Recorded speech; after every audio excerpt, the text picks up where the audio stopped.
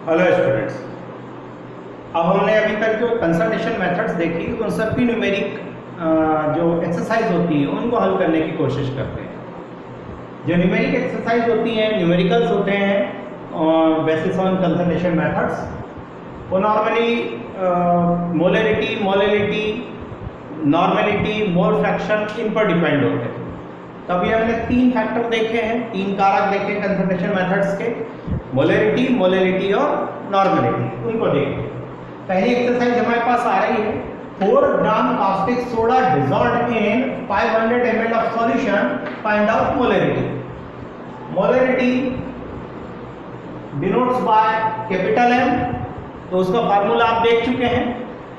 Molarity equal to WB into 1000 upon MB into V millilitre, mass of solute into 1000 upon molecular mass of solute in volume in millilitre. अब जो यहाँ values दी हुई है उसको हम वहां पुट करते हैं। देखें, ये रहा हमारे पास capital M equal to mass of solute. Solute का वजन क्या दिया हुआ है? तो सॉल्यूट का वजन दिया हुआ है 4 ग्राम। तो हमने यहाँ लिखा 4 इंटू 1000 ऐसा ही दिया upon molecular mass of solute. तो सॉल्यूट क्या है? Caustic soda, solute which can be dissolved and solvent which provide medium for solution। तो solute है हमारे पास, विलेय है कास्टिक सोडा। कास्टिक सोडा का फार्मूला याद होना चाहिए हमें। कास्टिक सोडा का फार्मूला होता है सोडियम हाइड्रोक्साइड NaOH। ये रहा NaOH। अब पिछले कुछ वीडियो में मैंने आपको बताया था कि किस तरह से आप या आपने 11th में देखा था इसको, पिछले वीडियो में 12th के तो नहीं 11th के वीडियो में बताया था कि आप NaOH का मॉलिक्यूलर मास कैसे निकालेंगे। क्योंकि आपने 11th का वीडियो मिस करा इसलिए अब यहाँ देखते हैं। तो आपको इन सबके एटॉमिक मास याद होना चाहिए। जब आप इनके एटॉमिक मास सम करते हैं तो आपके पास मॉलिक्यूलर मास आता है। सोडियम का एटॉमिक मास है 23, ऑक्सीजन का एटॉमिक मास है 16 और हाइड्रोजन का एटॉमिक मास है 1। तो टोटल कितना हो गया आपके पास? 40। So molecular mass of sodium hydroxide will be 40। तो ये आपने लिखा है यहाँ पर 40 into volume in millilitre. Volume कितना दिया है? 500 मिलीलीटर। आप यहाँ लिखेंगे 500, ये लिखा। याद रखें, इसको मिटा देता हूं मैं। सॉल्व कर ले। 4 1 जा 4, 4 10 जा 40, 2 शून्य से 2 शून्य यहाँ काट देंगे आप। 5 1 जा 5, 5 2 जा 10, 2 1 जा 2, 2 5 जा 10। तो आपके पास ये दो वैल्यू निकल कर आ रही है। तो मोलरता या मोलरिटी कितनी होगी आपके पास?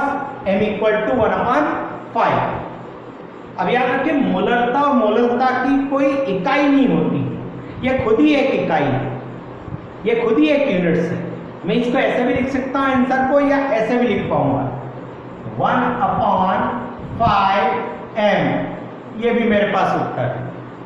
तो मैं कहूंगा 4 gram caustic soda dissolved in 500 ml of water, find out molarity।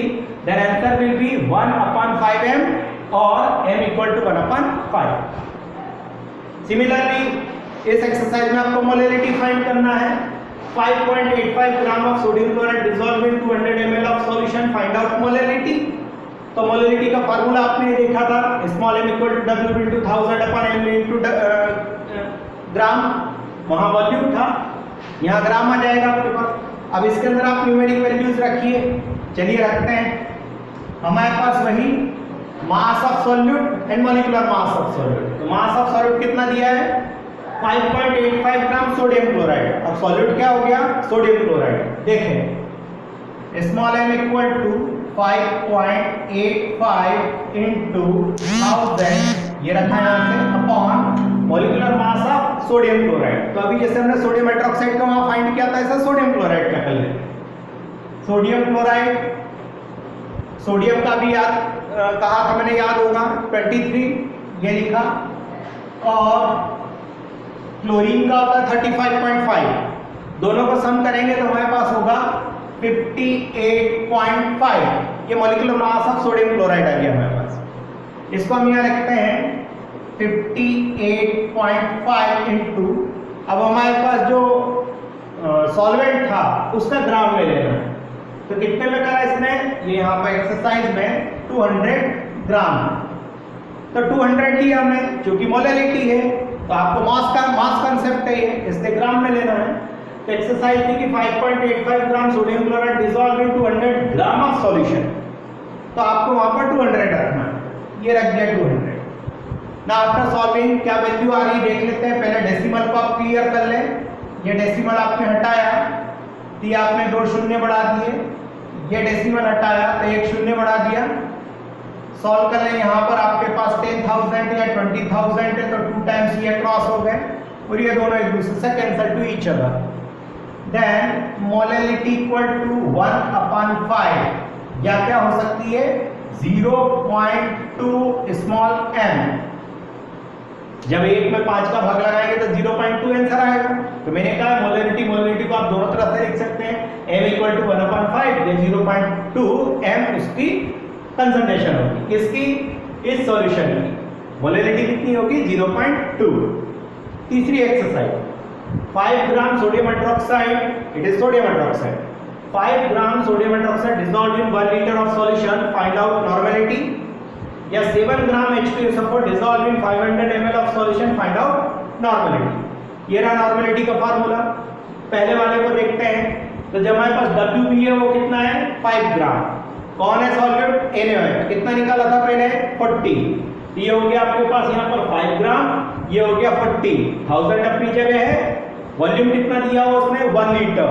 तो जब आप इसमें वैल्यू रखेंगे तो आपके पास हो जाएगी n इक्वल टू WB कितना था 5 ग्राम, ये रहा 5 × 1000 अपॉन ग्राम इक्विवेलेंट कितना दिया हुआ है NaOH का पहले निकला था 40, तो वही उसका मॉलिक्यूलर मास ही भी है, वही इसका इक्विवेलेंट मास भी।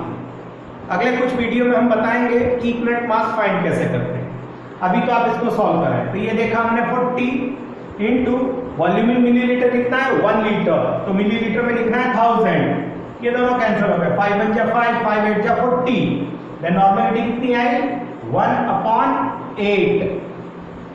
नेक्स्ट एक्सरसाइज देखें, वही फार्मूला वही, कैपिटल N इक्वल टू, तो मास कितना है 7 ग्राम, ये रखा इंटू 1000 अपनी जगह रखा, ग्राम इक्विवेलेंट H2SO4 के लिए ग्राम इक्विवेलेंट निकालते हैं, ध्यान से देखेंगे कहाँ निकाले, यहाँ निकालते हैं। H2SO4 में एलिमेंट देखें पहले कितने हैं, तो एक हाइड्रोजन है, एक सल्फर है, एक ऑक्सीजन है, उसके एटम्स कितने हैं, तो हाइड्रोजन के 2 एटम है, सल्फर का 1 एटम है, ऑक्सीजन के 4 एटम्स हैं। इन एटम्स के एटॉमिक मास फाइंड करते हैं। हाइड्रोजन को लेते हैं, हाइड्रोजन का एटॉमिक मास होता है 1, कितने एटम्स हैं 2, आंसर क्या आया 2। सल्फर लेते हैं, सल्फर का एटॉमिक मास कितना होता है 32, कितने एटम है 1, आंसर क्या लिखना है 32। ऑक्सीजन का एटॉमिक मास कितना 16, कितने ऑक्सीजन है 4, 16 4 जा 64, टोटल हम करते हैं 4 2 6 2 8, ये रहा 6 3 9 98। H2SO4 का मॉलिक्यूलर मास कितना आया 98, लेकिन इसका इक्विवेलेंट मास होता है 49, इसका इक्विवेलेंट मास होगा 49 बिकॉज इसमें 2 प्रोटॉन्स हैं। तो जब आप उसके मॉलिक्यूलर मास को 2 प्रोटॉन से डिवाइड करते हैं, divide by 2, then you will get 49, तो इसका इक्विवेलेंट मास होगा 49, तो हम यहाँ लिखेंगे 49, ये रखा इनटू वॉल्यूम में कितना है 500 मिलीलीटर, ये रखा 500, डिवाइड कर दे 500 से, 1000 को डिवाइड किया 500 से तो 2 टाइम्स, 7 बन जा 7, 7 7 जा 49, देन नॉर्मेलिटी कितनी आ रही है आपके पास, ये 2 है ये 7 है, then 2/7, otherwise you can write 2/7n। तो आज के वीडियो में हमने मोलैलिटी कैसे फाइंड करेंगे, एंड नॉर्मेलिटी। यदि हमारे पास ग्राम इक्विवेलेंट वही है जो कि मॉलिक्यूलर मास है तो कैसे करेंगे, या ग्राम इक्विवेलेंट अलग आ रहा है लाइक H2SO4 तो कैसे करेंगे। वीडियो को बार बार देखकर समझने की कोशिश करें, स्क्रीनशॉट भी आप इसकी ले सकते हैं। Best of luck.